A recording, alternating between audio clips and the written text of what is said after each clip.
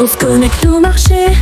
Allez, bonjour à tous, j'espère que vous allez bien. Nous allons revenir sur les résultats de Rubis. Déjà, on va voir le cours de bourse au moment de la clôture. Donc, c'était un peu compliqué, hein. J'avais déjà fait la vidéo il y a quelques jours. On est au niveau de la MM200, qui est toujours en tendance baissière. Donc là, pour l'instant, on n'évolue pas trop.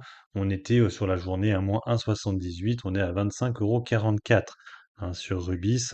Alors, on va voir ça rapidement, hein. Donc finalement, ils sont au niveau des résultats, on est plutôt sur le haut de la fourchette, sur l'année 2024. Rappelez-vous, ils ont fait des fois deux fois de suite un espèce de profit warning. Pour l'année prochaine, ils visent un RBE de 700 entre 710 et 760 millions d'euros, pour 2025. Donc là, pour 2024, c'est le haut de la fourchette. Donc ils l'ont eu à 721 millions d'euros, soit en baisse de 10% en glissement annuel. Alors ce qui est assez marrant, par rapport à ce qu'ils annoncent, c'est que en fait c'est complètement l'opposé de ce qu'ils avaient dit en début d'année.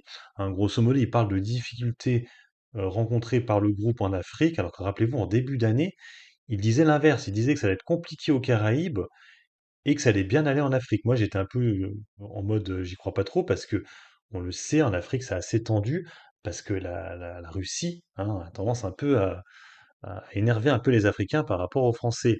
Et du coup, ben, c'est exactement ce qu'on voit là, hein. Et finalement, on voit que c'est plutôt aux Caraïbes, que ça se passe bien, alors que c'était complètement l'opposé de ce qu'ils avaient dit en début d'année dernière, 2024.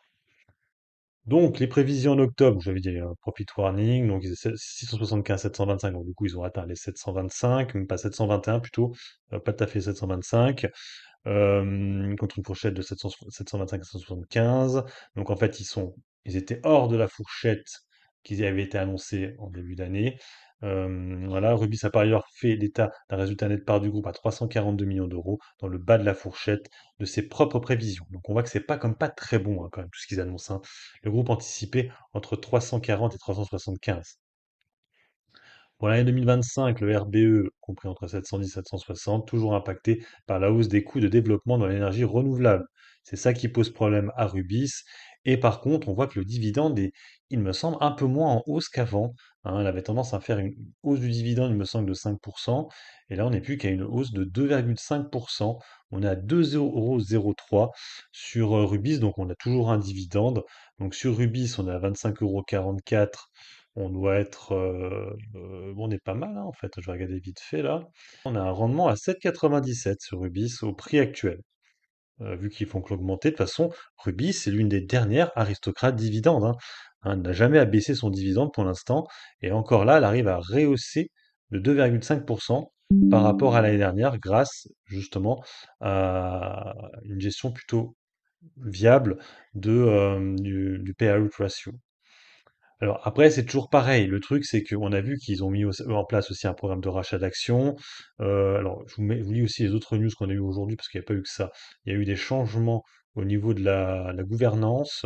Donc, on a du coup la nomination de Marc Jacot au poste de directeur financier. Donc, la nomination de Marc Jacot au poste de directeur financier du groupe à partir du 1er octobre 2025.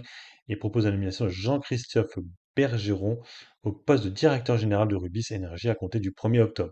Ça va être aussi intéressant de voir, les mouvements qui vont s'opérer du côté de, vous savez, Bolloré et Moelis, hein. Est-ce qu'ils vont de nouveau augmenter leur position ou est-ce qu'ils ne vont rien faire? Ça va être très intéressant de voir comment va se passer cette assemblée générale. Concernant la vente à découvert sur la société, on notera Marshall Ways qui a un petit peu augmenté sa position, depuis une semaine, vous voyez. Il a pris plus 1,27, il l'avait abaissé quand même il y a 3 mois en arrière. On est sur un dossier qui a une petite vanne, mais bon, c'est que Marshall Ways, qui est dessus, donc c'est pas non plus très grave. Il a actuellement 0,80 de vanne, sur le dossier. En revanche, le free cash flow opérationnel, non, c'est le cash flow opérationnel, pardon, est en hausse de 18% à 665 millions d'euros, reflétant une forte amélioration du besoin du fonds de roulement. Donc, année plutôt décevante, pour la société, mais on le savait, vu les multiples profit warnings qu'ils avaient fait. Mais le dividende est maintenu, même à la hausse de 2,5%. C'est plutôt intéressant. Donc là aussi, valeur fond de portefeuille.